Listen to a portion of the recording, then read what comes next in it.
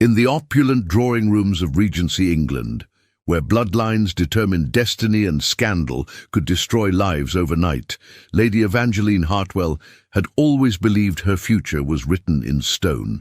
But on one fateful autumn evening in 1815, when the Duke of Ashford arrived at her family's estate with a proposition that would shatter every expectation, she discovered that sometimes the most devastating betrayals lead to the most extraordinary transformations.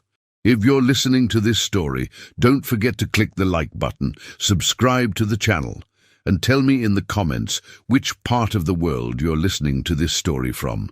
I want to know how far it has traveled. The morning mist clung to the manicured gardens of Hartwell Manor like a silk veil, obscuring the ancient oak trees that had witnessed 3 centuries of family triumphs and tragedies. Lady Evangeline Hartwell stood at her bedroom window, watching the groundskeepers tend to the rose bushes that would soon bloom in preparation for the most important day of her life. In just 3 weeks, she would marry Lord Stirling Blackwood, heir to the Earl of Ravenshollow, in what society deemed the match of the season. At 22, Evangeline possessed the refined beauty expected of her station, auburn hair that caught the light like burnished copper, intelligent green eyes that sparkled with unspoken thoughts, and a graceful bearing that had been cultivated through years of deportment lessons. Yet beneath her porcelain exterior lay a restless spirit that yearned for something beyond the prescribed path of marriage, motherhood, and managing a great estate. "My lady, your mother requests your presence in the morning room," announced her lady's maid, Sarah, as she entered with a breakfast tray laden with delicate china and fresh flowers from the conservatory. Evangeline sighed, knowing that another morning of wedding preparations awaited her. The past months had been a whirlwind of dress fittings, menu tastings, and endless discussions about guest lists and seating arrangements.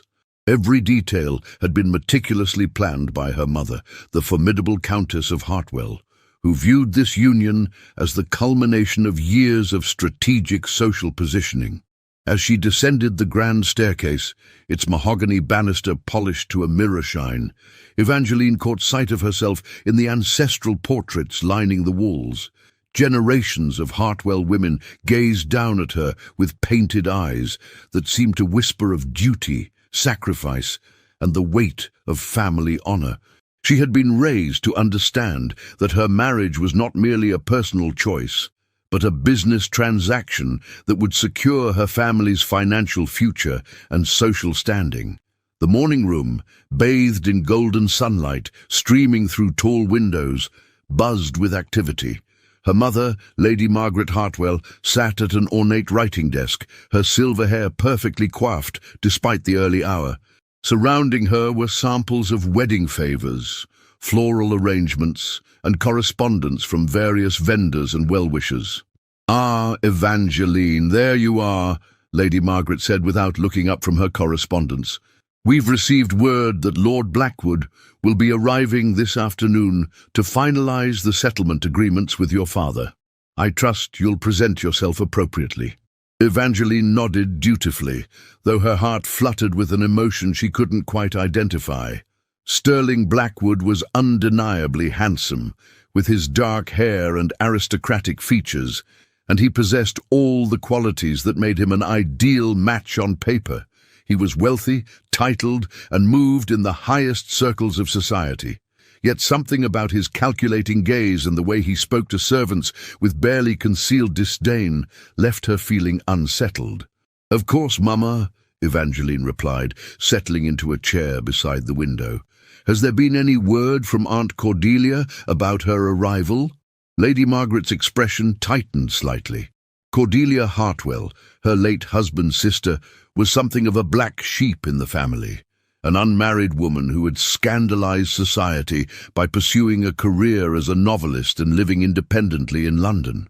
Despite her unconventional choices, or perhaps because of them, Evangeline had always felt a special kinship with her aunt. "Your aunt will arrive tomorrow, though I cannot fathom why she insists on attending.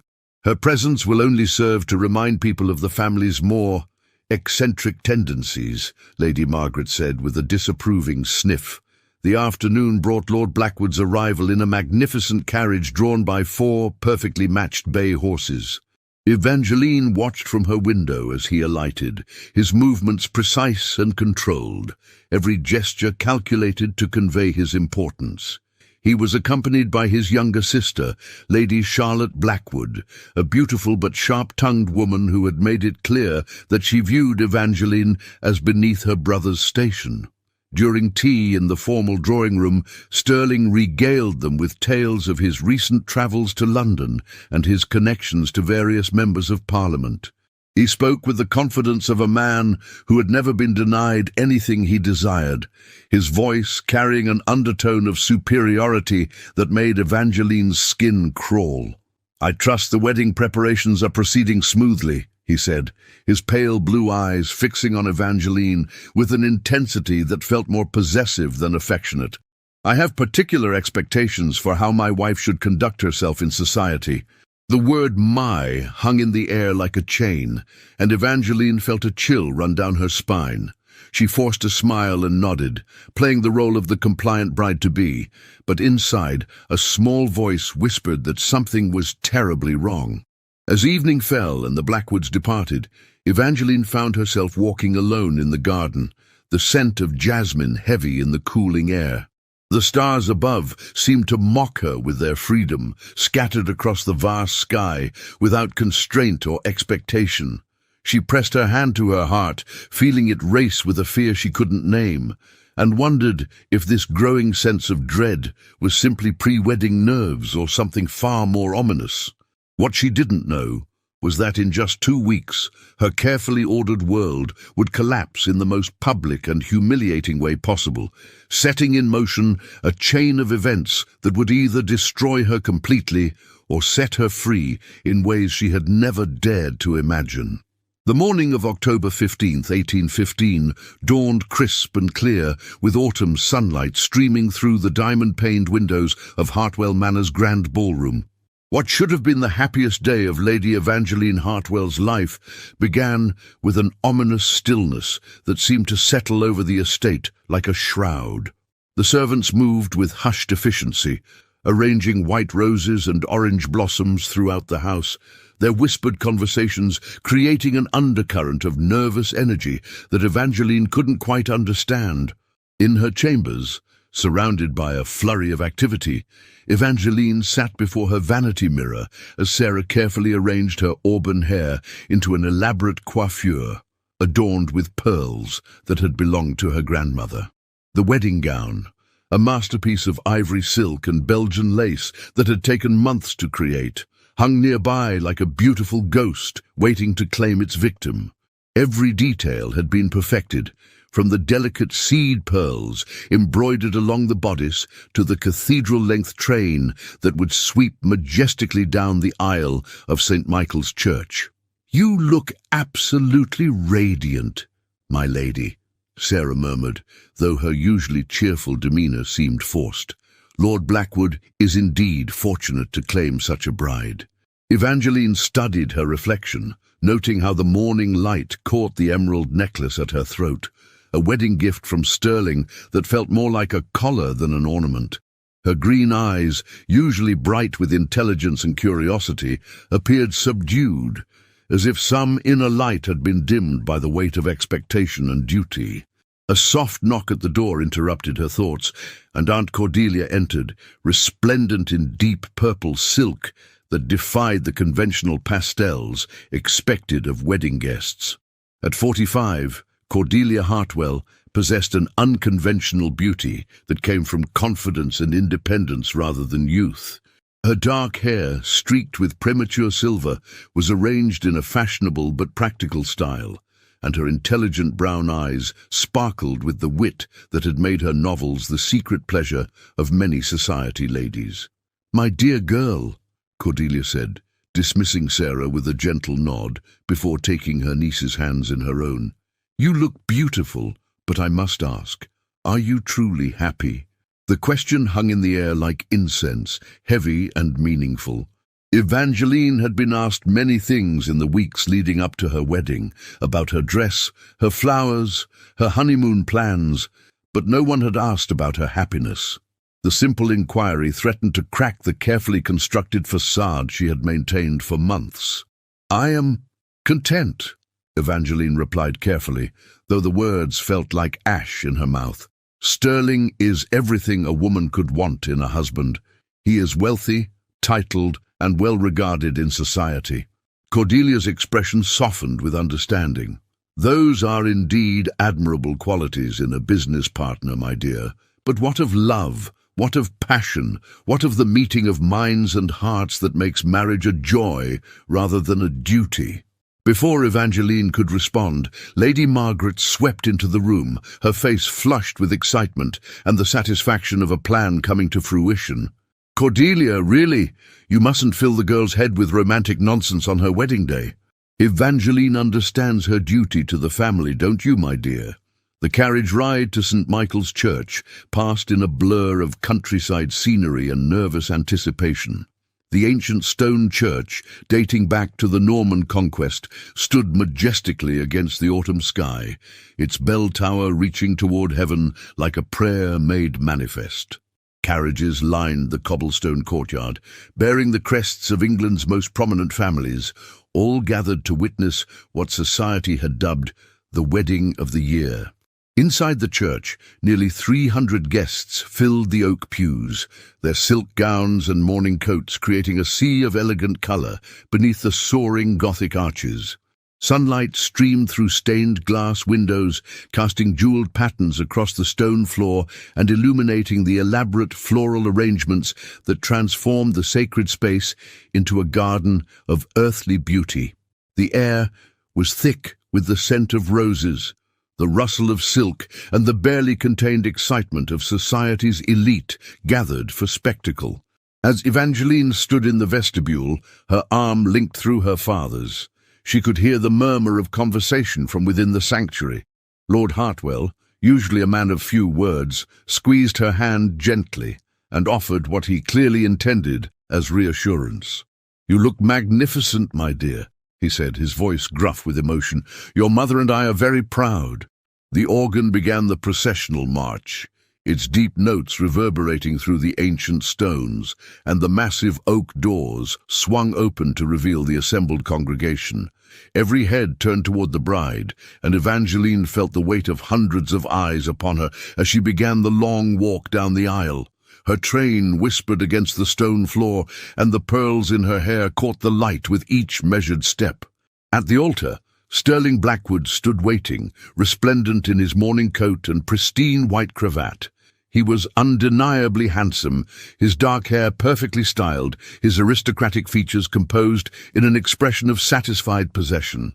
Beside him stood his groomsmen, including his closest friend, the notorious rake Lord Pemberton, whose reputation for gambling and womanizing was overlooked due to his ancient title and vast estates. As Evangeline approached, she noticed something that made her blood run cold. Sterling's expression was not one of love or even affection, but of triumph, the look of a man who had successfully acquired a particularly valuable piece of property. His pale blue eyes held a calculating gleam that spoke of conquest rather than devotion, and when their gazes met, she saw no warmth, no tenderness, only cold satisfaction. The ceremony proceeded with all the pomp and circumstance befitting such an occasion. The Archbishop of Canterbury himself had been persuaded to officiate, lending additional prestige to the union.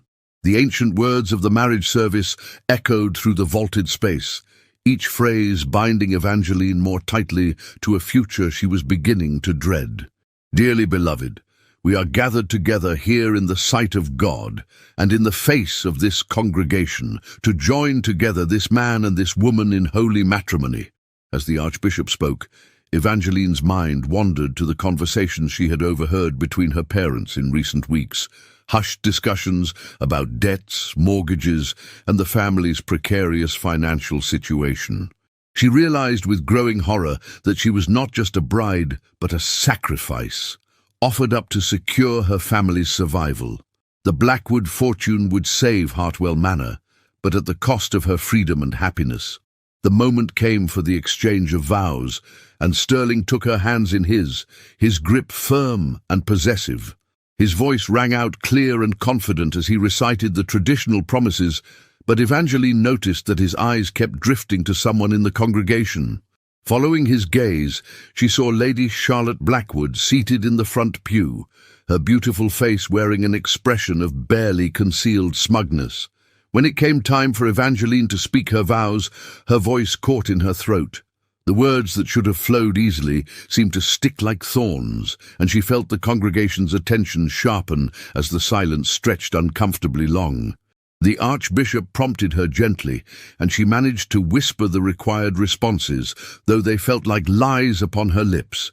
If any man can show just cause why they may not lawfully be joined together, let him now speak, or else hereafter forever hold his peace. The traditional challenge hung in the air, and for a wild moment Evangeline hoped that someone, anyone, would object. But the silence stretched on, broken only by the distant sound of wind through the ancient stones and the rustle of silk as guests shifted in their seats. It was then that Sterling chose to deliver his devastating blow. Instead of proceeding with the ring ceremony, he stepped back slightly and turned to address the congregation, his voice carrying clearly through the hushed sanctuary. "My lords and ladies, before we continue, I feel compelled to share something that has recently come to my attention." A murmur of confusion rippled through the assembled guests. This was not part of the traditional ceremony, and the Archbishop looked puzzled and concerned. Evangeline felt her heart begin to race as Sterling's expression shifted from triumph to something far more sinister. "It has been brought to my attention," Sterling continued, his voice growing stronger and more theatrical, "that my intended bride has been conducting herself in a manner most unseemly for a woman of her station. Letters have been discovered, intimate correspondence with a certain gentleman that calls into question her virtue and suitability as a wife." The words hit Evangeline like physical blows. Gasps echoed through the church as the congregation erupted in shocked whispers. She felt the blood drain from her face as she stared at Sterling in disbelief, unable to comprehend what was happening. "This is preposterous!" Lord Hartwell stepped forward, his face flushed with anger and humiliation. "What letters? What gentleman? I demand an explanation!" Sterling reached into his coat and withdrew a bundle of papers tied with ribbon. "These letters, discovered among Lady Evangeline's personal effects, detail romantic sentiments and promises that no virtuous maiden should make to any man save her husband. They are addressed to Mr. James Morrison, a mere clerk in her father's employ." The lie was so outrageous, so completely fabricated, that Evangeline could only stand frozen in shock. James Morrison was indeed employed by her father, but their interactions had been limited to brief, formal exchanges about estate business. She had never written him so much as a note, let alone intimate letters. "Those letters are forgeries!" Aunt Cordelia's voice rang out from the congregation, her face blazing with righteous fury. "This is nothing but a calculated attempt to humiliate my niece." But Sterling was prepared for objections. "I'm afraid the handwriting has been verified by experts. Lady Charlotte can attest to their authenticity, as she was present when they were discovered." Charlotte Blackwood rose gracefully from her seat, her face a mask of feigned sorrow and concern. "I'm afraid it's true," she said, her voice carrying just the right note of reluctant revelation. "I discovered the letters myself while helping with the wedding preparations. It pains me to speak of such matters, but I could not allow my dear brother to enter into marriage under false pretenses." The church erupted in chaos. Ladies fanned themselves dramatically while gentlemen muttered among themselves about scandal and disgrace. The carefully orchestrated wedding had transformed into a public spectacle of humiliation, with Evangeline at its center, unable to defend herself against accusations that were as false as they were devastating. "I never wrote those letters," Evangeline finally found her voice, though it came out as barely more than a whisper. "This is all lies." a cruel fabrication. Sterling's expression shifted to one of mock sympathy. My dear Evangeline, I understand your desire to deny these revelations, but the evidence is quite clear. I cannot in good conscience proceed with this marriage knowing what I now know about your character. The Archbishop, clearly out of his depth in such unprecedented circumstances, attempted to restore order. Perhaps we should adjourn to discuss these serious allegations in private. No, Sterling interrupted, his voice ringing with false nobility. The truth must be known. I will not be party to deception, no matter how painful the revelation may be. As the full weight of what was happening crashed over her, Evangeline realized that this had all been planned. The timing, the public venue, the prepared statements. Sterling and Charlotte had orchestrated this humiliation with surgical precision. But why? What could they possibly gain from destroying her so completely? The answer came with Charlotte's next words, spoken with barely concealed satisfaction. Of course, this unfortunate situation does present certain complications regarding the financial arrangements that were to accompany this union. And there it was, the true motive revealed. The Blackwoods had never intended to honor the marriage contract or the financial agreements that would have saved her family from ruin. They had used the promise of marriage to prevent the Hartwells from seeking other solutions to their financial crisis, then manufactured this scandal to escape their obligations while simultaneously destroying any chance Evangeline might have had of making another advantageous match. The congregation began to disperse, their excited whispers filling the ancient church with the sound of reputation being shredded and social death being pronounced. Some guests looked upon Evangeline with pity, others with the cruel satisfaction that comes from witnessing another's downfall. The wedding that was to have been her triumph had become her public execution. As the church emptied and the magnitude of her disgrace became clear, Evangeline stood alone at the altar, in her beautiful gown, surrounded by the wilting flowers that had been meant to celebrate her joy. The pearls in her hair felt like tears, and the emerald necklace at her throat seemed to tighten like a noose. But in that moment of absolute devastation, as she watched Sterling and Charlotte exit the church with satisfied smirks, something unexpected began to kindle in Evangeline's heart. It was not despair, though that threatened to overwhelm her. It was not shame, though society would certainly heap that upon her in abundance. It was rage, pure crystalline fury at the injustice of what had been done to her, and a fierce determination that somehow, someway, she would not allow this to be the end of her story. What Evangeline didn't know was that among the departing guests, one person had watched the entire proceedings with growing anger and a dawning plan for justice, and that this devastating day would prove to be not the end of her life, but the beginning of a transformation that would shock society even more than her public humiliation had. The journey from St. Michael's Church back to Hartwell Manor passed in a silence so profound it seemed to echo with the weight of shattered dreams. Evangeline sat rigidly in the carriage beside her parents, still wearing her wedding gown that now felt like a costume from a play that had ended in tragedy. The ivory silk, once pristine and hopeful, was wrinkled and stained with tears she hadn't realized she'd shed. Through the window, the familiar countryside rolled past in a blur of autumn colors that seemed muted and lifeless, as if the very landscape mourned her disgrace. Lord Hartwell stared out the opposite window, his weathered hands clenched into fists on his knees, while Lady Margaret sat frozen in a state of shock that had rendered her speechless for the first time in Evangeline's memory. The silence was broken only by the rhythmic clatter of wheels on cobblestones and the occasional sob that escaped despite Evangeline's efforts to maintain her composure. When they arrived at the manor, the servants had already heard the news. Gossip travelled faster than carriages in the countryside, and the staff's carefully averted eyes spoke volumes about the scandal that would soon be the talk of every drawing-room in England. Sarah helped Evangeline out of her wedding gown with trembling hands, neither woman speaking, as the beautiful dress was carefully hung away, a monument to dreams that would never be realized. The following days passed in a haze of humiliation and despair.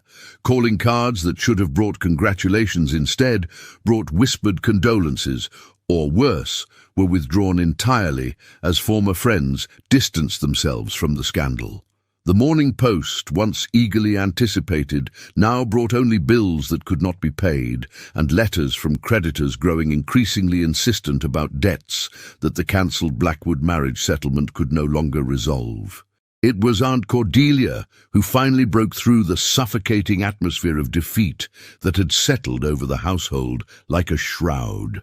On the third morning after the disaster, she appeared in Evangeline's chambers carrying a breakfast tray and wearing an expression of grim determination that brooked no argument. "Enough!" she declared, setting the tray down with a decisive clink of china. "You cannot remain in this room forever, wallowing in self-pity and allowing those despicable creatures to claim victory so easily." Evangeline, who had spent the past 3 days in her nightgown, staring out the window at the gardens that had once brought her joy, turned to face her aunt with eyes red from weeping. "What victory is there to claim, Aunt Cordelia? My reputation is destroyed, my family faces ruin, and I am unmarriageable. Sterling and Charlotte have won completely." Cordelia sat on the edge of the bed, her expression softening with compassion, but losing none of its steel. "My dear girl, you speak as if your life is over at 22. Do you truly believe that your worth as a human being is determined solely by what society thinks of your virtue or your marriageability? What else is there for a woman of my station?" Evangeline asked, her voice hollow with despair. "I have no fortune of my own, no skills beyond those deemed appropriate for a lady, and now no reputation to recommend me. I am nothing." "You are everything," Cordelia replied fiercely, taking her niece's hands in her own. "You are intelligent, compassionate, well-educated, and possessed of a strength you haven't even begun to discover. The question is not what society will allow you to become, but what you will choose to make of yourself despite society's limitations." Over the following week, Cordelia began to share stories of her own life, tales of the struggles she had faced when she chose to reject marriage and pursue writing, of the doors that had been slammed in her face and the people who had dismissed her as an eccentric spinster. But she also spoke of the profound satisfaction she had found in creating her own path, of the independence that came from relying on her own talents rather than a husband's fortune, and of the respect she had eventually earned through her work. "I have a proposition for you," Cordelia said one evening as they sat in the library, surrounded by the leather-bound volumes that had been Evangeline's companions since childhood. "Come to London with me. Leave this place, where every stone reminds you of your supposed shame, and discover what the world has to offer beyond the narrow confines of country society." The idea was both terrifying and exhilarating. London represented everything that had been forbidden to her: independence, anonymity, the possibility of reinvention. But it also meant abandoning her family in their hour of need and venturing into a world for which her sheltered upbringing had hardly prepared her. "What would I do in London?" Evangeline asked, though she could feel something stirring within her, a spark of curiosity that had been dormant since her humiliation. "Whatever you choose," Cordelia replied with a smile. "I have connections in literary circles among reformers and intellectuals who value minds over bloodlines. You could assist me with my writing or pursue your own interests. You could attend lectures, visit museums, engage with ideas that would scandalize the good people of this county. You could discover who Evangeline Hartwell truly is when she's not trying to be what others expect her to be." The conversation was interrupted by Lord Hartwell's entrance into the library, his face bearing the weight of a man who had aged years in the span of days.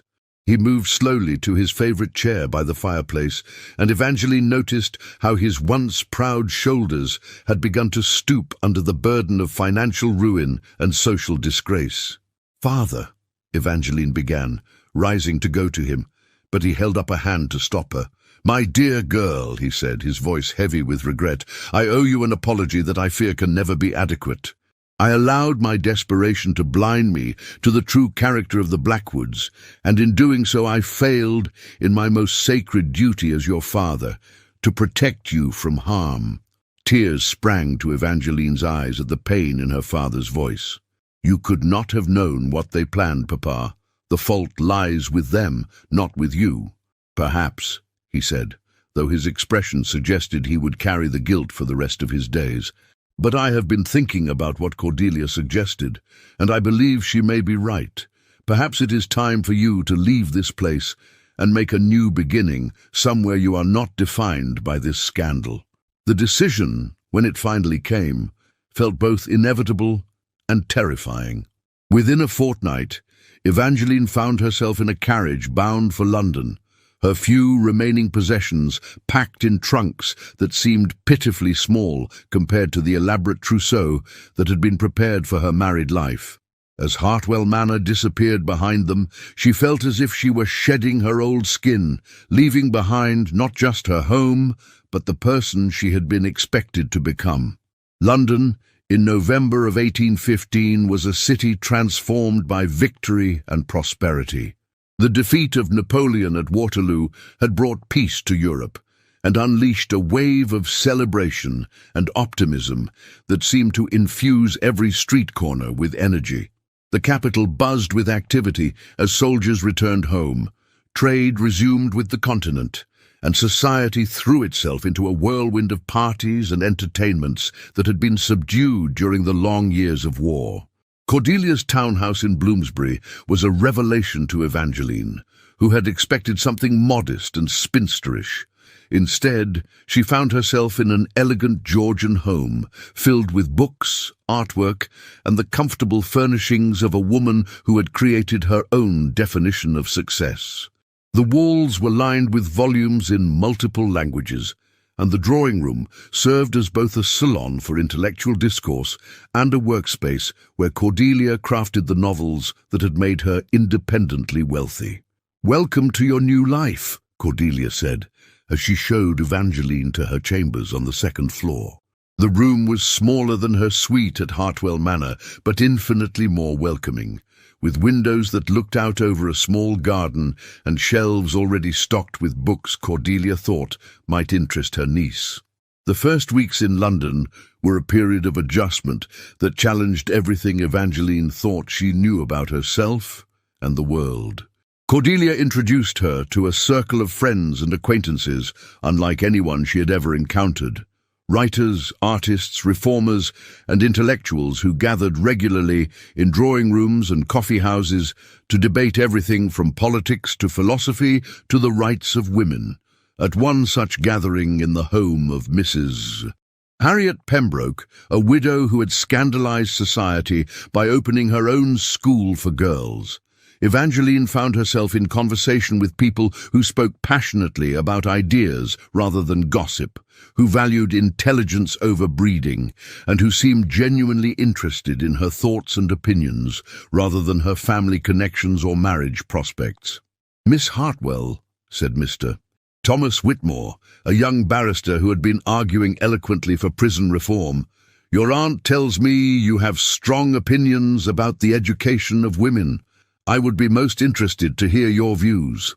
The question caught Evangeline off guard. In her previous life, her opinions had rarely been solicited, and when they were, it was usually about matters of fashion or household management. To be asked about something of substance, to have her thoughts treated as worthy of consideration, was both thrilling and terrifying. "I believe," she said carefully, testing the waters of this new world, "that women are capable of far more than society allows them to demonstrate. We are educated just enough to be ornamental, but not enough to be useful, trained to be dependent rather than self-reliant." "Precisely," exclaimed Mrs. Pembroke, her eyes lighting up with enthusiasm. "And that is exactly why we must fight for better educational opportunities for girls. How can we expect women to contribute meaningfully to society if we deny them the tools to do so?" The conversation that followed was unlike anything Evangeline had ever experienced. Ideas flew back and forth like sparks from a fire, each participant building on the thoughts of others, challenging assumptions, and exploring possibilities that had never occurred to her. She found herself speaking with a passion and eloquence she hadn't known she possessed, her mind awakening to concepts and arguments that set her pulse racing with excitement. It was during one of these evening gatherings, about 6 weeks after her arrival in London, that Evangeline first encountered Dr. Elias Reed. He arrived late to Mrs. Pembroke's salon, apologizing for his tardiness with the explanation that he had been attending to a patient in one of the city's poorest districts. Unlike the other gentlemen present, who were dressed in the height of fashion, Dr. Reed wore simple but well-made clothing that spoke of a man more concerned with substance than style. He was not conventionally handsome in the way that Sterling Blackwood had been. Where Sterling was all sharp angles and aristocratic perfection, Dr. Reed possessed a more rugged appeal, dark hair that looked as if he had been running his hands through it, intelligent brown eyes that seemed to see everything, and a face that spoke of character rather than breeding. There was something about his presence that commanded attention without demanding it, a quiet confidence that came from a man who knew his own worth and didn't need others to validate it. "Dr. Reed," Mrs. Pembroke called out as he entered the drawing room, "you must meet Miss Hartwell, who has been enlightening us with her thoughts on women's education." As their eyes met across the room, Evangeline felt something she had never experienced before. A jolt of recognition, as if she had been waiting her entire life to meet this particular person. Dr. Reed's gaze was direct and assessing, but not in the calculating way that Sterling's had been. Instead, she sensed that he was seeing her as she truly was, not as society had labelled her or as her family had tried to shape her. "Miss Hartwell," he said, approaching with an easy stride and offering a bow that was respectful without being obsequious. "I have heard much about you from your aunt. She speaks of your intelligence and compassion with great pride." "Dr. Reed," Evangeline replied, surprised by the steadiness of her own voice. "Aunt Cordelia has mentioned your work among the poor. It must be both challenging and rewarding." "Indeed it is," he said, his eyes lighting up with the same passion she had seen in the other reformers. "There is much suffering in this city that could be alleviated with proper medical care and social reform. But I find that the greatest reward comes not from the gratitude of patients, but from the knowledge that one is making a difference, however small." As the evening progressed, Evangeline found herself drawn into conversation with Dr. Reed about his work, his philosophy, and his dreams for a more just society. Unlike the men she had known in her previous life, who spoke primarily of their own achievements and ambitions, Dr. Reed seemed genuinely interested in her thoughts and experiences. He listened when she spoke, asked thoughtful questions, and treated her opinions with the same respect he would show to any intelligent person. "Tell me, Miss Hartwell," he said during a lull in the general conversation, "what do you hope to accomplish during your time in London? Your aunt suggests you are seeking to discover your own path in life." The question was both simple and profound, and Evangeline found herself considering it seriously for the first time since her arrival in the city. "I suppose," she said slowly, "I am trying to learn who I am when I am not defined by others' expectations. For so long, I was simply Lord Hartwell's daughter, then Sterling Blackwood's intended bride. Now I have the opportunity to discover what Evangeline Hartwell might become if she were free to choose her own destiny." Dr. Reed nodded thoughtfully. "That is perhaps the most courageous journey any of us can undertake, the exploration of our own authentic selves. I have found that we often discover strengths and passions we never knew we possessed when we step outside the roles that others have assigned to us." As the evening drew to a close and the guests began to take their leave, Dr. Reed approached Evangeline once more. "Miss Hartwell, I wonder if you might be interested in visiting one of the charitable schools where I volunteer my services. I think you would find the work both enlightening and inspiring, and your insights would be most welcome." The invitation was unexpected and thrilling. Here was an opportunity to do something meaningful, to contribute to the betterment of society rather than simply existing as an ornament in someone else's life. "I would be honored, Dr. Reed," she replied, feeling a flutter of excitement at the prospect. As she and Cordelia made their way home through the gas-lit streets of London, Evangeline reflected on how much her life had changed in just a few short weeks. The woman who had stood humiliated at the altar of St. Michael's Church seemed like a stranger now, someone from another lifetime who had accepted limitations and expectations without question. "You seem quite taken with Dr. Reed," Cordelia observed with a knowing smile as their carriage navigated the busy streets. Evangeline felt her cheeks warm, though whether from embarrassment or something else entirely, she couldn't say. "He seems to be a man of principle and compassion. Such qualities are rare in my experience." "Indeed they are," Cordelia agreed, "and I suspect you will find that he is equally taken with you. There is something to be said for a man who sees a woman's mind as her most attractive feature."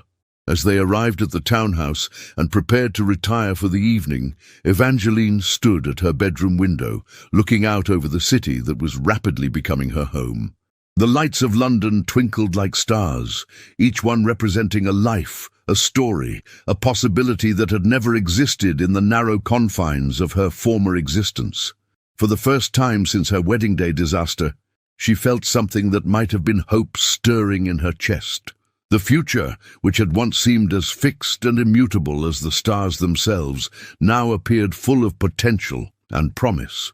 She was no longer the naive girl who had believed that marriage to Sterling Blackwood represented the pinnacle of feminine achievement. But what she didn't yet realize was that her transformation was only beginning, and that the choices she would make in the coming weeks would not only reshape her own destiny, but would ultimately lead to a confrontation with her past that would shock London society and prove that sometimes the greatest revenge is simply living well. What new discoveries about herself would Evangeline make as she ventured deeper into this world of intellectual freedom and social reform? And how would her growing connection with Dr. Reed challenge everything she thought she knew about love and partnership? The crisp December morning air carried the scent of coal smoke and possibility as Evangeline made her way through the narrow streets of Whitechapel, her practical woolen cloak a stark contrast to the elaborate gowns she had once worn to morning calls. Beside her, Dr. Elias Reed navigated the crowded thoroughfare with the easy confidence of a man who belonged in every corner of London, from the grandest drawing rooms to the humblest tenements. Over the past month, Evangeline had thrown herself into charitable work with a passion that surprised even Cordelia. 3 days a week, she assisted at the Foundling Hospital, teaching basic letters and numbers to children who had never known the luxury of education. 2 afternoons were spent at Mrs. Pembroke's school, helping to prepare lessons and organize the small library that served the eager young minds gathered there. But it was her work alongside Dr. Reed in the city's poorest districts that had truly awakened something profound within her. "The Whitmore family lives just here," Dr. Reed said, indicating a narrow building that leaned precariously against its neighbors, like a drunk seeking support. "Mrs. Whitmore has been struggling with consumption, and her youngest daughter has developed a fever that concerns me greatly." As they climbed the rickety stairs to the 3rd floor, Evangeline marveled at how completely her perspective had shifted. The woman who had once worried about the proper arrangement of flowers for a dinner party now carried medical supplies and educational materials into homes where survival was a daily struggle. The change had not been without its challenges. Her hands, once soft and pampered, now bore the calluses of honest work, and her complexion had lost the porcelain pallor that society deemed fashionable. But with each passing day, she felt more alive, more purposeful, more authentically herself than she ever had in her previous life of privilege and constraint. The work was difficult, often heartbreaking, but it filled a void in her soul that she hadn't even realized existed. "Miss Hartwell," called young Timothy Whitmore, as they entered the cramped but spotlessly clean room that served as home for a family of 6. "Did you bring the book you promised?" Evangeline smiled, producing a worn copy of Robinson Crusoe from her bag. "Indeed I did, Timothy. But first let Dr. Reed examine your sister, and then we shall continue with Crusoe's adventures." As Dr. Reed tended to the sick child with a gentleness that spoke of both professional skill and genuine compassion, Evangeline found herself studying his profile in the dim light filtering through the single window. Over the weeks of working together, she had come to appreciate not just his medical expertise, but his unwavering commitment to treating every patient, regardless of their ability to pay, with dignity and respect. Their partnership had evolved naturally, each complementing the other's strengths. Where Dr. Reed provided medical care, Evangeline offered education and emotional support. She had discovered an unexpected talent for connecting with the children, drawing them out of their shells with stories and games that made learning feel like play rather than work. "The fever has broken," Dr. Reed announced, his relief evident as he packed his medical bag. "With rest and the medicine I'm leaving, little Mary should be much improved by week's end." As they made their way back through the winding streets toward more fashionable districts, Dr. Reed turned to Evangeline with an expression of admiration that made her heart flutter unexpectedly. "You have a remarkable gift with the children," he said, his voice warm with genuine appreciation.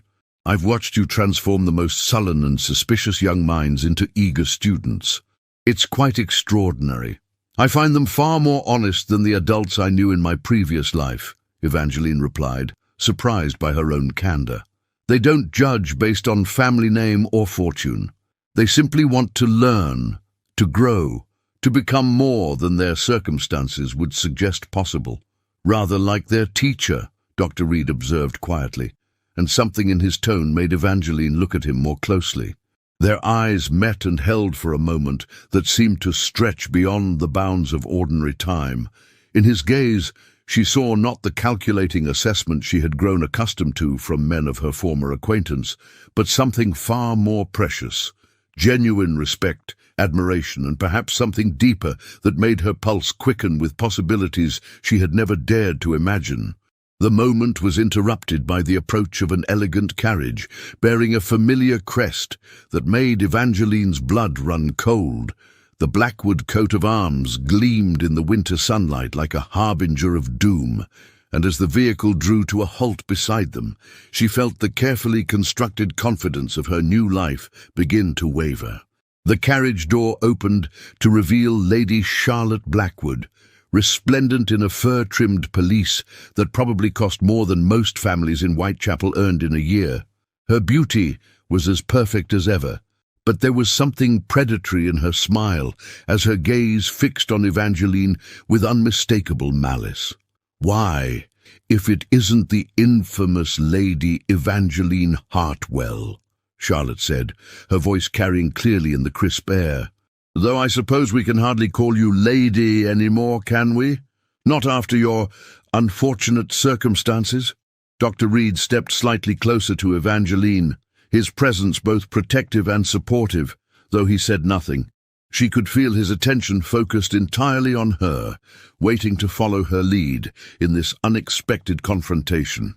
"Lady Charlotte," Evangeline replied, proud that her voice remained steady despite the turmoil churning in her chest. "How unexpected to encounter you in this part of the city. I wouldn't have thought these streets would hold any appeal for someone of your refined sensibilities." Charlotte's laugh was like crystal breaking. "Oh, my dear, I'm not here by choice. I'm simply passing through on my way to visit my dear friend, Lady Pemberton. But imagine my surprise at seeing you here, dressed like a common charity worker and consorting with—" Her gaze swept over Dr. Reed with obvious disdain. "Well, I suppose beggars cannot be choosers, can they?" The insult hung in the air like a slap, and Evangeline felt her cheeks burn with a mixture of anger and humiliation. But before she could respond, Dr. Reed spoke for the first time, his voice calm, but carrying an undertone of steel that made Charlotte's eyes narrow. "I beg your pardon, madam, but I believe you are laboring under a misapprehension," he said, with the quiet authority of a man accustomed to command. "Miss Hartwell is engaged in work of the highest moral purpose, bringing education and hope to those whom society has forgotten. If that makes her common in your estimation, then I can only conclude that your definition of nobility differs significantly from mine." Charlotte's perfect composure slipped for just a moment, revealing the vicious creature beneath the beautiful facade. "And you are?" "Dr. Elias Reed," he replied with a slight bow that managed to be both polite and dismissive. "I have the honor of working alongside Miss Hartwell in our efforts to improve the lives of London's most vulnerable citizens." "A doctor," Charlotte mused, though her tone suggested she found the profession barely respectable. "How practical. I suppose when one's reputation is in ruins, one must take whatever companionship one can find." The words were designed to wound, and Evangeline felt their intended sting. But as she looked at Dr. Reed, this man who dedicated his life to healing the sick and helping the poor, who treated her as an equal partner in meaningful work, who saw her true worth rather than her social standing, she realized that Charlotte's barbs had lost their power to truly hurt her. "You're quite right, Lady Charlotte," Evangeline said, her voice growing stronger with each word. "I have indeed found companionship of a quality I never knew existed in my former life. Dr. Reed and our colleagues value intelligence over inheritance, compassion over connections, and purpose over pedigree. It's a revelation to discover that one's worth need not be determined by the circumstances of one's birth or the approval of society." Charlotte's eyes flashed with fury at this unexpected show of defiance. "How noble you sound, my dear. But we both know the truth, don't we? You're here because you have nowhere else to go, no other options available to a woman of your tarnished reputation. Playing at charity work doesn't change what you are, a fallen woman clinging to whatever scraps of respectability she can find. And what are you, Lady Charlotte?" The question came from Dr. Reed, his voice quiet but carrying a weight that made Charlotte step back slightly. "A woman who destroys others for sport, who finds pleasure in cruelty and takes pride in the suffering she causes. If that is what society considers respectable, then I prefer the company of the fallen." The confrontation might have escalated further, but at that moment a small voice called out from a nearby doorway, "Miss Hartwell! Miss Hartwell!" Young Timothy Whitmore came running toward them, his face bright with excitement, despite the patches on his clothes and the thinness that spoke of too many missed meals. In his hands, he clutched a piece of paper covered with carefully formed letters. "Look, Miss Hartwell, I wrote my name just like you taught me, and I wrote thank you for Dr. Reed for making Mary better." The boy's innocent joy cut through the tension like sunlight breaking through storm clouds. Evangeline knelt to his level, accepting the precious gift of his first written words with a smile that transformed her face and made Dr. Reed's breath catch in his throat. "Timothy, this is beautiful," she said, her voice warm with genuine pride. "You've worked so hard, and it shows. Dr. Reed, look what Timothy has accomplished." As Dr. Reed examined the boy's careful lettering and offered his own praise, Charlotte watched the scene with an expression of growing disgust. Here was everything she despised: genuine emotion, authentic connection, the celebration of achievement that had nothing to do with wealth or status. "How touching," she said, her voice dripping with sarcasm. "Playing house with the poor. But tell me, Evangeline, what will you do when the novelty wears off, when the reality of your situation truly sinks in? You cannot hide in charity work forever." Evangeline rose to her full height, and for the first time since the disaster at St. Michael's Church, she felt the full power of her own dignity and worth. "I'm not hiding, Charlotte. I'm living. Perhaps for the first time in my life. I'm truly living according to my own values and choices, rather than the expectations of others." "How admirable," Charlotte replied, though her tone suggested anything but admiration. "I do hope you'll maintain that noble attitude when you discover that your little sanctuary here is not as secure as you imagine." There was something in her voice, a hint of knowledge, a suggestion of plans already in motion, that sent a chill down Evangeline's spine. But before she could ask what Charlotte meant, the other woman had already turned to re-enter her carriage. "Do give my regards to your dear aunt," Charlotte called out as the carriage began to move. "I'm sure we'll be seeing each other again very soon." As the Blackwood carriage disappeared into the London traffic, Evangeline felt Dr. Reed's hand gently touch her elbow in a gesture of support and solidarity. "Are you all right?" he asked, his concern evident in both his voice and his expression. "I am," Evangeline replied, and was surprised to realize that it was true. "For the first time in months, I feel as though I can face whatever comes next." But even as she spoke the words, she couldn't shake the feeling that Charlotte's parting comment had been more than idle malice. There had been something calculating in her expression, a suggestion that the Blackwoods were not finished with their campaign of destruction. What Evangeline didn't know was that at that very moment, Charlotte was composing a letter that would set in motion a chain of events designed to destroy not just Evangeline's newfound happiness, but the entire world she had built for herself in London. The battle for her future was far from over, and the next assault would come from a direction she never expected. As they walked back toward Bloomsbury, with young Timothy skipping alongside them and chattering about his plans to teach his sister to write, Dr. Reed found himself studying Evangeline's profile with growing admiration. The woman who had faced down Charlotte Blackwood with such dignity and grace was a far cry from the broken creature who had first arrived in London. She had found her strength, her purpose, and her voice. But would it be enough to withstand the storm that was already gathering on the horizon? And would their growing connection survive the trials that lay ahead? The first sign of trouble came on a grey January morning when Cordelia burst into the breakfast room of her Bloomsbury townhouse, her usually composed demeanour shattered by the newspaper clutched in her trembling hands. Evangeline looked up from her correspondence, letters from the children at the Foundling Hospital filled with their careful attempts at writing, to find her aunt's face pale with fury and something that looked remarkably like fear.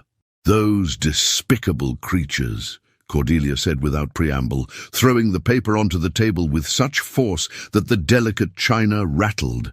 "They are not content with having destroyed your wedding day.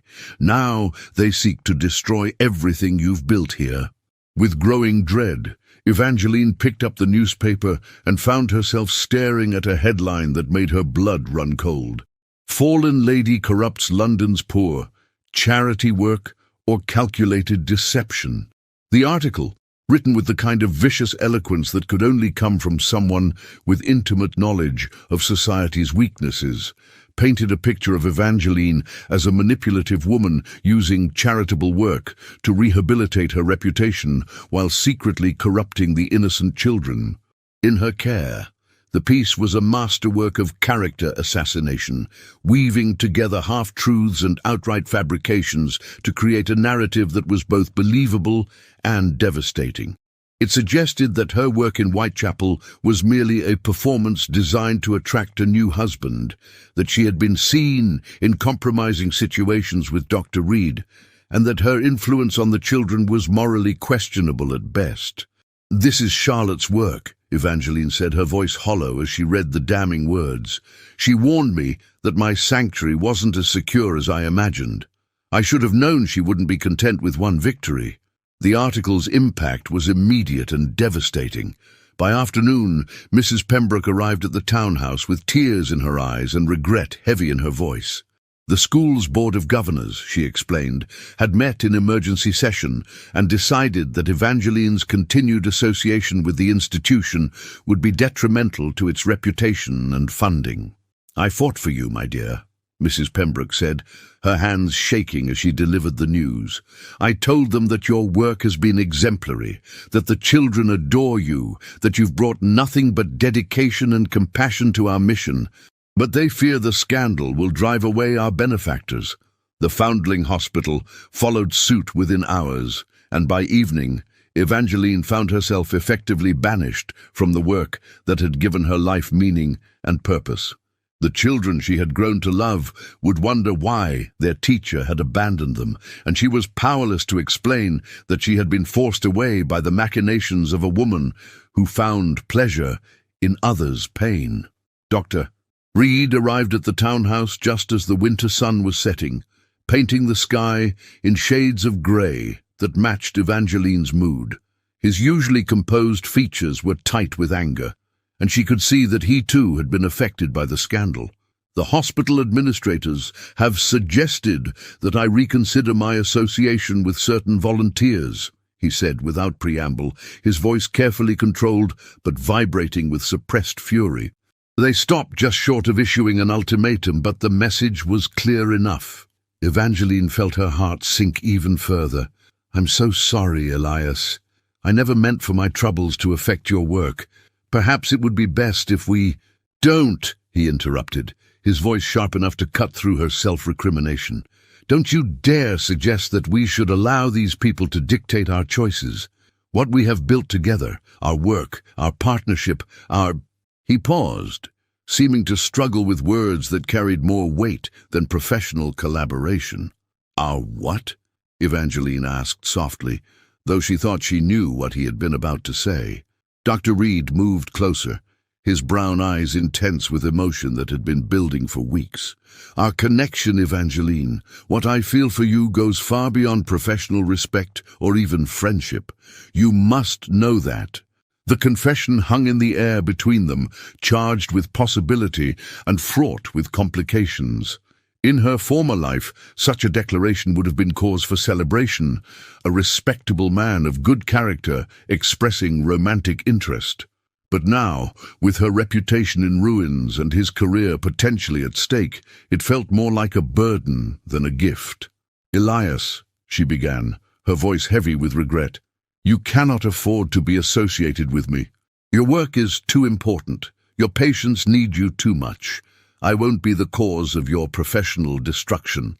And I won't allow fear of scandal to dictate my personal choices," he replied firmly. "I've seen your character, Evangeline. I've watched you comfort sick children, teach eager minds, and face adversity with a grace that puts society's so-called ladies to shame. If the world cannot see your worth, then the world is blind." Before she could protest further, he took her hands in his touch warm and steady in a world that seemed to be crumbling around her. "Marry me, Evangeline, not because you need rescuing, but because I cannot imagine my life without you in it. We'll leave London if necessary, start fresh somewhere our past cannot follow us." The proposal was everything that Sterling Blackwoods had not been: genuine, heartfelt, based on love rather than calculation. But even as her heart soared at his words, Evangeline's practical mind catalogued all the reasons why accepting would be unfair to him. "You would sacrifice everything for me?" she asked, searching his face for any sign of doubt or reservation. "I would sacrifice everything false and meaningless for something real and true," he corrected. "My work will continue wherever we go. The poor and sick exist in every corner of the world. But the chance to build a life with someone who shares my values, my passions, my dreams, that is irreplaceable." Their conversation was interrupted by Cordelia's entrance, her face bearing an expression of grim satisfaction that suggested she had been eavesdropping and approved of what she had heard. "If you're quite finished with your romantic declarations," she said with a smile that took the sting out of her words, "I have news that might interest you both. I've just received a letter from my publisher in Edinburgh. It seems my latest novel has been so well received that they're offering me a substantial advance for a series of books with the condition that I relocate to Scotland to research Highland history and culture. Evangeline looked at her aunt with growing understanding. You're offering us an escape. I'm offering you a new beginning, Cordelia corrected. Edinburgh is a city that values intellect over ancestry, where a man's worth is measured by his contributions to society rather than his family tree. Dr. Reed's medical skills would be welcomed there, and you, my dear, could assist me with my research while perhaps pursuing your own literary ambitions. The plan that emerged over the following days was both practical and romantic. Dr. Reed would establish a practice in Edinburgh, serving both the wealthy residents of the new town and the poor of the old town. Evangeline would work with Cordelia on her historical research while developing her own talents as a writer, something she had never been encouraged to pursue in her previous life, but which had emerged naturally through her work with the children. But before they could leave London, there was one final confrontation to be faced. The invitation arrived on expensive paper bearing the Blackwood crest, requesting Evangeline's presence at a soirée celebrating Charlotte's engagement to the Duke of Pemberton, the same man who had stood as Sterling's groomsman at the disastrous wedding. "It's a trap," Cordelia said immediately upon reading the invitation. "Charlotte wants to display you as a trophy, to show society how completely she has triumphed. Then perhaps it's time to show her that her victory is not as complete as she imagines," Evangeline replied, her voice carrying a new note of steel that made both Cordelia and Dr. Reed look at her with surprise. The evening of the soirée, Evangeline dressed with care in a gown of deep blue silk that Cordelia had insisted on purchasing for the occasion. It was elegant without being ostentatious, fashionable without being frivolous, the dress of a woman who had nothing to prove and everything to be proud of. Her auburn hair was arranged in a simple but sophisticated style, and her only jewelry was a pair of pearl earrings that had belonged to her grandmother. "You look magnificent," Dr. Reed said, as he handed her into the carriage that would take them to the Blackwood mansion in Mayfair. "But are you certain you want to do this? We could leave for Edinburgh tomorrow without ever seeing those people again." "I need to do this," Evangeline replied, her voice calm but determined. "Not for them, but for myself. I need to face them as the woman I've become, not the girl they destroyed." The Blackwood mansion blazed with light and music, its grand ballroom filled with the cream of London society. As Evangeline entered on Dr. Reed's arm, she felt the familiar sensation of being watched, evaluated, judged. But this time, instead of shrinking under the scrutiny, she held her head high and met each gaze with quiet confidence. Charlotte, resplendent in white silk and diamonds, stood at the center of the room, accepting congratulations on her engagement. When she spotted Evangeline, her smile faltered for just a moment before returning with renewed brilliance. "Why, Evangeline?" Charlotte said as she approached, her voice carrying clearly across the suddenly quiet room. "How brave of you to show your face here. I wasn't certain you would accept my invitation." "I wouldn't have missed it," Evangeline replied smoothly. "After all, it's not every day one witnesses such a perfect match. You and the Duke are ideally suited, both so concerned with appearances and so skilled at manipulation." A murmur ran through the assembled guests at this unexpected show of defiance. Charlotte's eyes narrowed dangerously, but before she could respond, Sterling Blackwood appeared at her side, his face bearing the same calculating expression Evangeline remembered from their engagement. "Miss Hartwell," he said with a bow that managed to be both polite and insulting. "Still playing at charity work, I hear, though I understand your services are no longer required." "Indeed," Evangeline replied, her voice carrying a warmth that surprised everyone present. "I've discovered that when one door closes, another invariably opens. Dr. Reed and I are relocating to Edinburgh, where we'll be married, and where his medical practice will serve those who truly need healing." The announcement hit the room like a thunderbolt. Here was the woman they had written off as ruined, not only surviving her disgrace, but thriving, finding love with a man of genuine worth and purpose. The whispers that followed were no longer entirely malicious. There was a note of admiration, even envy, in some voices. Charlotte's composure finally cracked. "How touching," she said, her voice sharp with venom. "The fallen woman and her doctor playing house among the Scots. I'm sure you'll be very happy in your reduced circumstances." "I'm sure we will be," Evangeline replied with a smile that was both serene and triumphant. "After all, happiness has very little to do with circumstances, and everything to do with the quality of one's character and the depth of one's connections. I've learned that the hard way." As she spoke, Dr. Reed moved closer, his presence both supportive and protective. The contrast between him and Sterling was stark, where Sterling was all surface polish and calculated charm. Dr. Reed radiated genuine strength and integrity. The assembled guests could see the difference, and many found themselves reassessing their assumptions about worth and value. The final blow came when the Duke of Pemberton himself approached their small group, his face bearing an expression of genuine interest, rather than the polite condescension Evangeline had expected. "Dr. Reed," he said, extending his hand in greeting, "I've heard remarkable things about your work among London's poor. My own estates in Scotland have been in need of a physician with your skills and dedication. Perhaps we might discuss the possibility of your establishing a practice there." The offer was both generous and public, effectively legitimizing Dr. Reed's status, and by extension, Evangeline's choice of husband.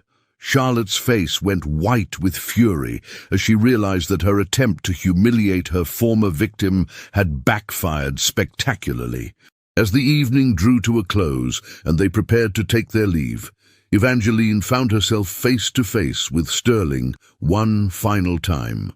His expression was unreadable, but she thought she detected something that might have been regret in his pale eyes. "You've changed," he said quietly, his voice lacking its usual arrogance. "Yes," Evangeline replied simply. "I've learned who I really am when I'm not trying to be what others expect me to be. It's been quite a revelation." "And you're truly happy?" The question seemed to surprise him as much as it did her. Evangeline looked across the room to where Dr. Reed was engaged in animated conversation with several gentlemen about medical reforms, his face alight with passion for his work. She thought of the children they would help in Edinburgh, the books she would write, the life they would build together based on mutual respect and shared values. "Yes," she said with absolute certainty, "I am truly happy, perhaps for the first time in my life." As they left the Blackwood mansion and stepped into the crisp January night, Evangeline felt as though she were shedding the last vestiges of her old life. The woman who had stood humiliated at the altar of St. Michael's Church was gone, replaced by someone stronger, wiser, and infinitely more authentic. "No regrets?" Dr. Reed asked as their carriage rolled through the gaslit streets toward their new future. "None whatsoever," Evangeline replied, taking his hand in hers. "I'm exactly where I'm meant to be, with exactly the person I'm meant to be with." But as their carriage disappeared into the London night, neither of them noticed the figure watching from the Blackwood mansion's window, or the expression of cold calculation that suggested this story was far from over. What new challenges would await them in Edinburgh, and would their love be strong enough to withstand whatever storms the future might bring? The morning mist rolled off the Firth of Forth like a silk curtain, being drawn back to reveal the ancient city of Edinburgh in all its Gothic splendour. From the window of their modest but comfortable home in the new town, Dr. Evangeline Reed, she still felt a thrill at the sound of her married name, watched the sun paint the castle's ramparts in shades of gold and amber. 6 months had passed since their wedding in the small chapel of St. Giles, with only Cordelia and a handful of new Scottish friends as witnesses, yet it felt as though she had lived an entire lifetime in this northern city that had welcomed them with open arms. The transformation in her circumstances was remarkable, but the transformation in herself was nothing short of miraculous. The woman who had once measured her worth by society's approval now found purpose in work that fed her soul and challenged her intellect. Each morning brought new discoveries, new connections, new reasons to be grateful for the path that had led her so far from the gilded cage of her former existence. "Mrs. Reed," called young Moira MacLeod from the kitchen, her Highland accent lending music to the simple words. "Dr. Reed has left word that he'll be late returning from the Grassmarket Clinic today. There's been an outbreak of fever among the tenement children." Evangeline smiled at the girl who had become both servant and friend, another impossibility from her previous life, where rigid social hierarchies had prevented genuine connection across class lines. Moira was the daughter of a Highland crofter who'd been displaced by the clearances, and Evangeline had discovered her working in appalling conditions at a local inn. Now she helped manage their household, while Evangeline taught her to read and write, preparing her for a future that held more promise than mere survival. "Thank you, Moira. I'll be in the study working on the manuscript until he returns. Please see that he has a proper meal when he arrives. He has a tendency to forget to eat when he's tending to sick children." The study that Evangeline had claimed as her own was a far cry from the ornate morning rooms of her youth. Books lined every wall, their leather spines bearing titles in English, French, Latin, and Gaelic. Her writing desk, positioned to catch the best light from the tall windows, was covered with papers, research notes for Cordelia's Highland series, correspondence with publishers, and pages of her own work that grew more confident with each passing day. Her first book, Letters from the Foundling Hospital, had been published just 2 months earlier, under the name E.H. Reed. The collection of stories based on her experiences with London's orphaned children had been praised by critics for its authentic voice and compassionate insight into the lives of society's most vulnerable members.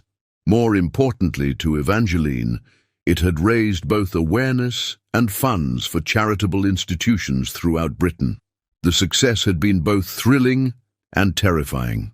To see her own words in print, to know that strangers were reading her thoughts and being moved by her stories, was a validation she had never dared to dream possible.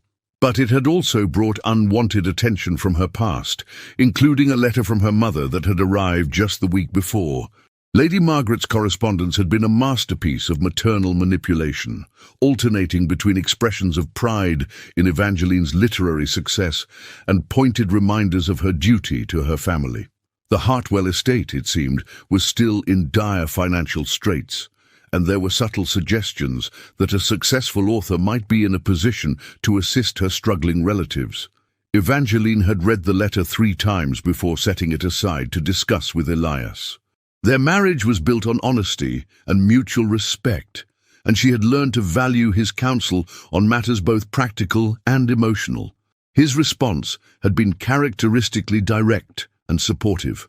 "Your first obligation is to the life we're building together," he had said, taking her hands in his as they sat before the fire in their cozy parlor. "You cannot save your family by sacrificing your own happiness and security. If you choose to help them, it must be on your terms, not theirs." The wisdom of his words was reinforced by a letter that had arrived that very morning from Cordelia, who was currently researching clan histories in the remote Highlands. Her aunt's correspondence was filled with tales of ancient feuds and forgotten legends, but it also contained news that made Evangeline's blood run cold. "My dearest niece," Cordelia had written in her distinctive flowing script, "I have received the most disturbing intelligence from my contacts in London society. It seems that Charlotte Blackwood, now the Duchess of Pemberton, has been making inquiries about your current circumstances. She has been particularly interested in your literary success and your husband's growing reputation as a physician. I fear that woman is not content to let sleeping dogs lie, and I urge you to be cautious in your dealings with any strangers who might seek you out." The warning sent a chill down Evangeline's spine, but she refused to allow fear of Charlotte's machinations to overshadow the joy she had found in her new life. Instead, she turned her attention to the manuscript spread across her desk, a novel based on the Highland clearances that combined historical research with the personal stories she had gathered from displaced families like Moira's. The work was challenging in ways that her previous charitable efforts had not been. Writing required her to delve deep into her own emotions and experiences, to find universal truths in personal pain, and to craft narratives that would both entertain and educate her readers. It was solitary work, yet it connected her to people she would never meet, carrying her voice far beyond the confines of her physical world. A knock at the front door interrupted her concentration, and she heard Moira's footsteps crossing the hall to answer it. The murmur of voices that followed was too low for her to distinguish words, but something in the tone made her set down her pen and listen more carefully. "Mrs. Reed," Moira called, her voice carrying a note of uncertainty that was unusual for the normally confident girl. "There's a lady here to see you. She says she's an old friend from London." Evangeline's heart began to race as she made her way to the front hall, her mind immediately jumping to Cordelia's warning about Charlotte's inquiries. But the woman who stood in her doorway was not the Duchess of Pemberton.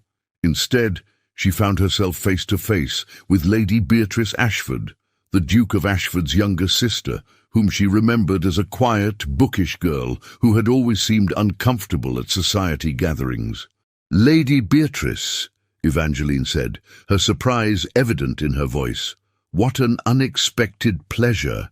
Please come in out of the cold." Beatrice Ashford had changed considerably since their last meeting. The shy, awkward girl had matured into an elegant woman of perhaps 25, her dark hair fashionably arranged, and her travelling dress speaking of both wealth and good taste. But it was her eyes that caught Evangeline's attention, intelligent, determined, and carrying a weight of experience that suggested her life had not been without its challenges. "Mrs. Reed," Beatrice said, as they settled in the parlour with tea that Moira had quickly prepared. "I hope you'll forgive the intrusion, but I felt I had to see you. Your book, Letters from the Foundling Hospital. It moved me profoundly. I had no idea that such conditions existed, or that someone could write about them with such compassion and insight." The praise was genuine, and Evangeline felt herself relaxing slightly. "Thank you. It was important to me that those children's stories be told, that their struggles and triumphs be recognized. Which is precisely why I'm here," Beatrice continued, leaning forward with an intensity that reminded Evangeline of her brother's focused attention. "I've been working with a group of reformers in London, trying to improve conditions in workhouses and orphanages. Your book has given us exactly the kind of authentic voice we need to convince Parliament to act." As their conversation continued, Evangeline learned that Beatrice had undergone her own transformation since their last meeting. Refusing her family's attempts to arrange a suitable marriage, she had instead dedicated herself to social reform, using her considerable fortune and family connections to advocate for the poor and disenfranchised. "I've established a foundation," Beatrice explained, her eyes bright with passion for her work. "We're funding schools, medical clinics, and housing projects throughout England, but we need more than money. We need voices that can reach people's hearts as well as their minds. We need writers like you." The offer that followed was both flattering and tempting. Beatrice wanted to commission Evangeline to write a series of books documenting social conditions throughout Britain, with the foundation providing both financial support and access to institutions that were normally closed to outside observers. The work would require some travel, Beatrice admitted, but you could base yourself wherever you choose. Your husband's medical expertise would actually be invaluable. We're particularly interested in documenting the connection between poverty and disease. As Evangeline listened to the proposal, she felt a familiar stirring of excitement and purpose. Here was an opportunity to expand her work, to reach even more people with stories that needed to be told. But it also represented a return to the public eye. a visibility that might attract unwanted attention from those who preferred to keep their past buried. "It's a generous offer," Evangeline said carefully, "but I must discuss it with my husband before making any commitments. Our life here in Edinburgh has been peaceful. I'm not certain we're ready to invite the complications that such visibility might bring." Beatrice nodded understandingly. "Of course, but I hope you'll consider it seriously. Your voice has the power to change lives, Mrs. Reed. It would be a shame to limit its reach out of fear of those who would rather silence it." That evening, as Evangeline and Elias sat before their fire discussing Beatrice's proposal, she found herself torn between excitement and apprehension. The work would be meaningful, the compensation generous, and the platform unprecedented. But it would also mean stepping back into a world they had worked so hard to leave behind. "What does your heart tell you?" Elias asked, his medical bag set aside after another long day of tending to Edinburgh's poor and sick. "That I want to do it," Evangeline admitted. "That I want to use whatever talent I have to make a difference in the world. But my head warns me that we've found something precious here: peace, anonymity, the freedom to live according to our own values. Am I foolish to risk that for the sake of ambition?" Elias was quiet for a long moment, staring into the flames as he considered her words. When he finally spoke, his voice carried the same certainty that had convinced her to marry him. "You're not the same woman who fled London in disgrace," he said, taking her hand in his. "You've found your strength, your voice, your purpose. Charlotte Blackwood and her ilk can only hurt you if you give them that power. And frankly, my dear, I think you've grown far beyond their ability to touch." His confidence in her was both humbling and empowering. Over the months of their marriage, Evangeline had indeed discovered reserves of strength and resilience she hadn't known she possessed. The work with the children, the success of her book, the deep satisfaction of a marriage built on mutual respect and shared values, all of it had contributed to a sense of self-worth that no external force could easily shake. "Besides," Elias continued with a smile that made her heart flutter just as it had during their first meeting, "I've always wanted to see more of Scotland. And if our work can help improve conditions for the poor throughout Britain, isn't that worth any personal risk?" The decision, when it finally came, felt as natural as breathing. They would accept Beatrice's commission, but on their own terms. Edinburgh would remain their home base, their sanctuary, but they would travel throughout Scotland and northern England, documenting the lives of those whom society preferred to ignore. 3 weeks later, as they prepared for their first research expedition to the industrial cities of the Scottish lowlands, Evangeline received a letter that made her smile with genuine amusement. It was from her mother, and its tone was markedly different from the manipulative missive she had received earlier.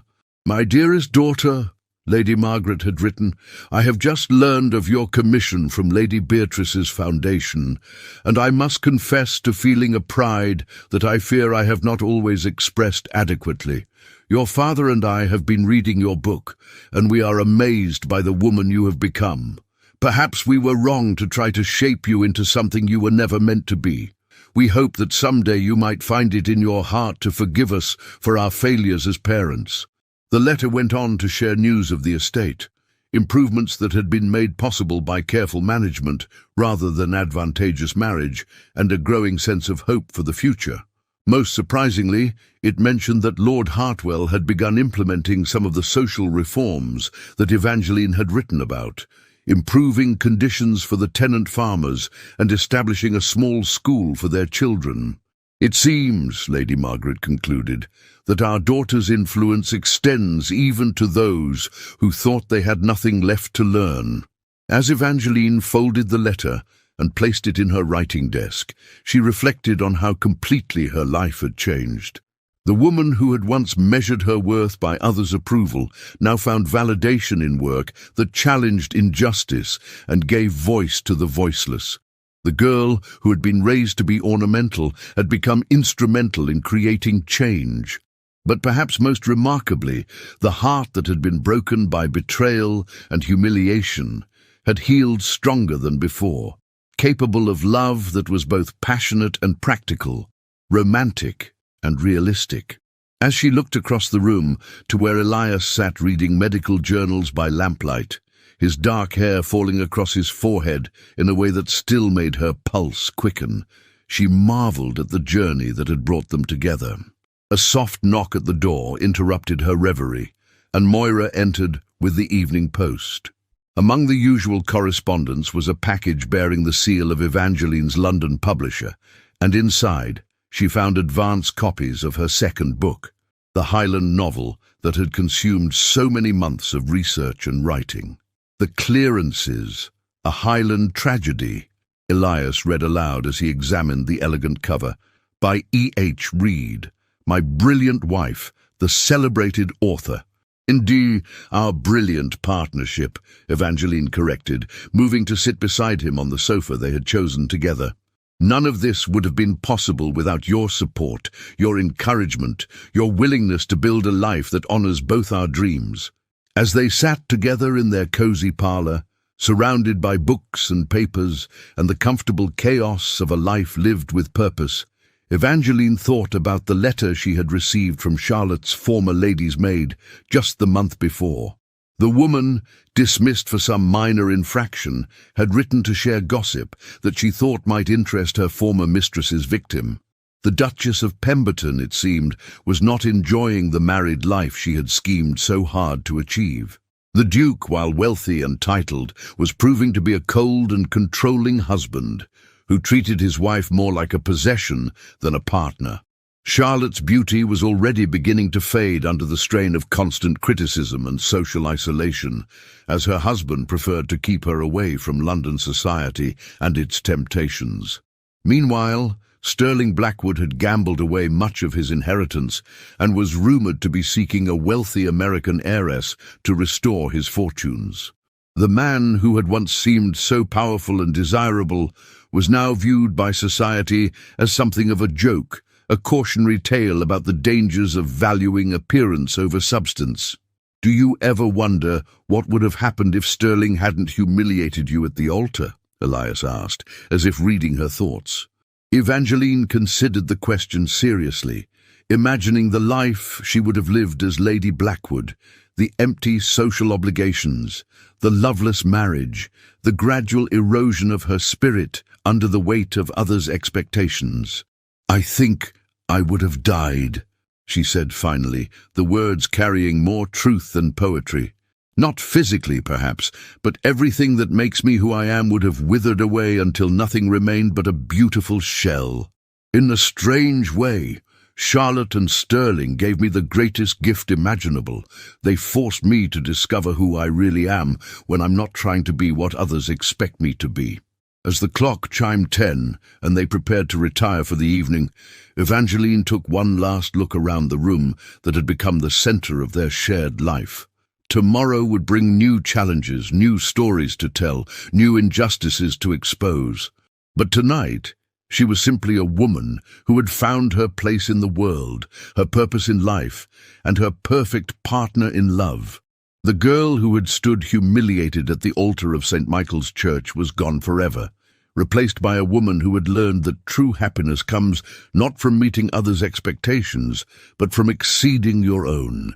And as she took her husband's hand, and they climbed the stairs to their bedroom, Evangeline Reed knew with absolute certainty that she was exactly where she belonged, with exactly the person she was meant to love, living exactly the life she was meant to live. The future stretched before them like an unwritten book, full of possibilities and promise, and she could hardly wait to discover what the next chapter would bring. If this story of transformation and triumph has touched your heart, please subscribe to our channel for more tales of courage, love, and the power of choosing your own destiny. Share your thoughts in the comments below. Have you ever had to reinvent yourself after a devastating setback? What gave you the strength to keep going?